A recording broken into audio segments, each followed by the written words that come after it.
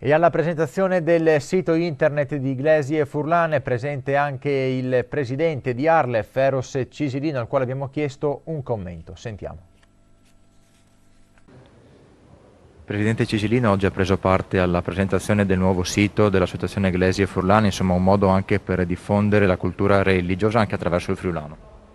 Sì, assolutamente sì, un modo importantissimo per valorizzare la nostra identità, che è una identità aquileiese e che vede in Iglesi e Furlan, un'associazione che ormai ha diverse decine di anni di storia, l'elemento diciamo chiave per poterla valorizzare questa identità. Una identità che è ebraico-cristiana, che si fonda nella notte dei tempi e diciamo che ha ancora un sacco di cose da scoprire e da valorizzare. Vuol dire che insomma lì c'è grande materiale per poter portare avanti tutta una crescita anche identitaria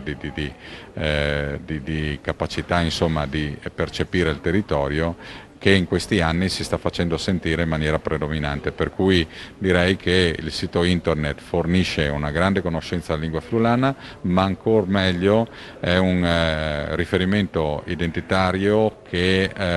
va oltre la semplice religione, perché ne abbraccia diciamo, anche diversi usi e costumi che provengono da altre religioni, da altri luoghi che non sono quelli consoni alla canonica tradizione cristiana.